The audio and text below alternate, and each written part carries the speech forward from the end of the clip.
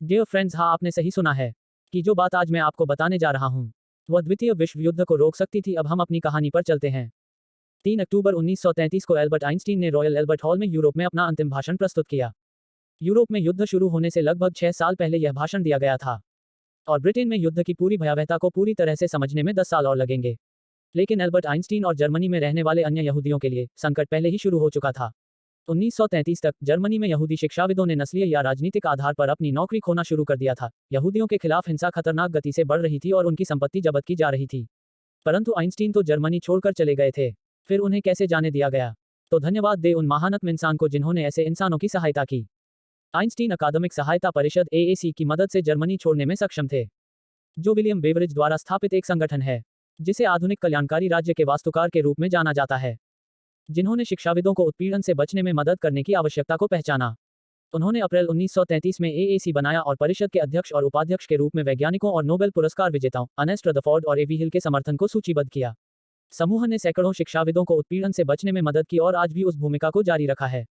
उन्हें अब council for assisting refugee academics कारा कहा जाता है और उनका ध्यान यूरोप से मध्य पूर्व, विशेष रूप से इराक और अफ्रीका के अशांत क्षेत्रों में स्थानांतरित हो गया है। एल्बर्ट आइंस्टीन एक अभियान शांतिवादी थे और इस अवधि के दौरान कई आम लोगों और राजनेताओं की तरह किसी भी कीमत पर युद्ध से बचना चाहते थे। उन्होंने कहा, फिर से प्रमुख राजनेता 20 साल पहले की तरह जबरदस्त जिम्मेदारियों के बोझ तले दबे हुए हैं। आइंस्टीन ने यूरोप के लोगों को शिक्षित करने के बारे में भावुकता से महसूस किया और लोगों के विचारों को बदलने में शिक्षा और ज्ञान के महत्व और युद्ध से बचने के लिए सामूहिक इच्छा के बारे में बात की। 3 अक्टूबर 1933 को एल्बर्ट आइंस्टीन ने रॉयल एल्बर्ट हॉल में यूरोप में अपना अंतिम भाषण प्रस्तुत किया और अपने भाषण में उन्होंने घोषणा की, अगर हम उन शक्तियों का विरोध करना चाहते हैं जो बौद्धिक और व्यक्तिगत स्वतंत्रता को दबाने के लिए खतरा हैं, तो हमें अपने सामने स्पष्ट रूप से रखना चाहिए कि क्या दांव पर लगा है और हम उस स्वतंत्रता के लिए क्या कर रहे हैं जो हमारे पूर्वजों ने हमारे लिए कठिन संघर्षों के बाद हासिल की है। अब देखना, उन्होंने दिल छूने वाली बात कही है। इस तरह की स्वतंत्रता के बिना कोई शेक्सपियर, कोई गोएथे, कोई न्यूटन, कोई फैराडे, कोई पाश्चर और कोई लिस्ट नहीं होता। लोगों के लिए कोई आरामदायक घर नहीं होगा, कोई रेलवे नहीं होगा, कोई वायरलेस नहीं होगा, महामारी से कोई सुरक्षा नहीं होगी, कोई सस्ती किताबें नहीं होंगी, कोई संस्कृति नहीं होगी और कला का कोई आनंद नहीं होगा। जीवन की आवश्यकताओं के उत्पादन के लिए आवश्यक कठिन श्रम से लोगों को राहत देने के लिए कोई मशीन नहीं होगी। एशिया की प्राचीन निरंकुशता की तरह अधिकांश लोग गुलामी का नीरस जीवन व्यतीत करेंगे। केवल पुरुष ही स्वतंत्र हैं, जो आविष्कारों और बौद्धिक कार्यों का निर्माण करते हैं, जो हमारे लिए आधुनिक जीवन को सार्थक बनाते हैं। दूसरे ही दिन जब न्यूज़पेपर द टाइम्स ने भाषण के समय के हालातों के विषय में बताया कि आइंस्टीन उठने पर और अपने भाषण के दौरान बेतहाशा उत्साहित थे, जो अंग्रेजी में दिया गया था। बैठक में अन्य वक्ताओं में भौतिक विज्ञानी और नोबेल पुरस्कार विजेता लॉर्ड अर्नेस्ट रदरफोर्ड थे, प्रमुख नाजी विरोधी राजनेता और नोबेल पुरस्कार विजेता सर जोसेफ ऑस्टेन चेम्बरलेन, उपदेशक और मताधिकारवादी डॉक्टर मॉड रॉयडन और प्रमुख अर्थशास्त्री और समाज सुधारक sir William Beveridge. Rothermere Adolf Hitler और ब्रिटिश यूनियन ऑफ फासिस्ट्स दोनों के समर्थक थे। लॉर्ड रोदरमेरे के डेली मेल अखबार ने अपने पाठकों से बैठक से दूर रहने का आग्रह किया, क्योंकि वे एल्बर्ट आइंस्टीन को देश के लिए एक कम्युनिस्ट खतरा मानते थे। 4 दिन बाद एल्बर्ट आइंस्टीन प्रिंसटन विश्वविद्यालय में एक नई नौकरी शुरू करने के लिए साउथहैम्पटन से न्यूयॉर्क के लिए रवाना हुए। मूल रूप से केवल 6 महीने के लिए दूर रहने की योजना बना रहे थे। उसे फिर कभी यूरोप नहीं लौटना था। कहते हैं ना यार, अपनी जन्मभूमि को नहीं छोड़ना चाहिए। परंतु एल्बर्ट आइंस्टीन को अपनी जन्मभूमि ही नहीं बल्कि अपना महाद्वीप तक छोड़ना पड़ा। परंतु आपने सुना होगा, घर का भेदी लंका ढाहे। हालांकि एल्बर्ट आइंस्टीन ने जर्मनी को नुकसान नहीं पहुंचाया, परंतु जब युद्ध रुकने का नाम नहीं ले रहा था, कुछ नए आविष्कारों को सुनकर एल्बर्ट आइंस्टीन ने सोचा कि शायद जर्मनी वाले बम बना लेंगे।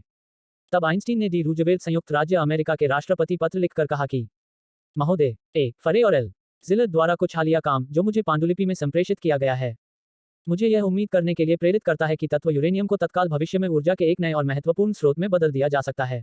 ऐसे स्थिति के कुछ पहलू जो उत्पन्न हुए हैं उनसे सतर्क रहने की आवश्यकता है और यदि आवश्यक हो तो प्रशासन की ओर से कार्रवाई को गति दी जाए। इसलिए मेरा मानना कि निम्नलिखित तथ्यों और सिफारिशों को आपके ध्यान में लाना मेरा कर्तव्य है।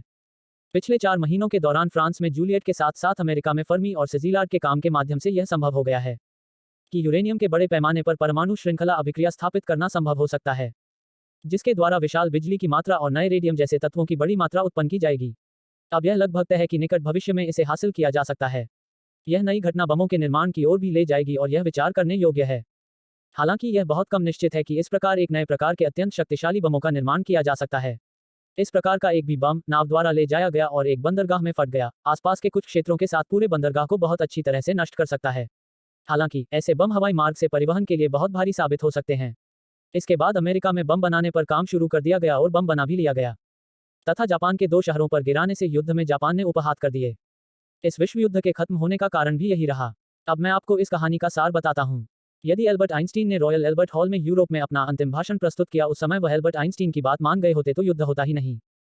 परंतु उन लोगों को शांत भाषा समझ में नहीं आई। तब एल्बर्ट आइंस्टीन ने उन्हें दूसरी भाषा में समझा दिया और वह तुरंत समझ में आ गई। परंतु एल्बर्ट आइंस्टीन बम से होने वाली हानि देखकर बहुत दुखी हो गए थे। आप क्या मानते हो, अब हमें कभी बमों का दुरुपयोग नहीं करना चाहिए? कमेंट करके अवश्य बताना। थैंक्स।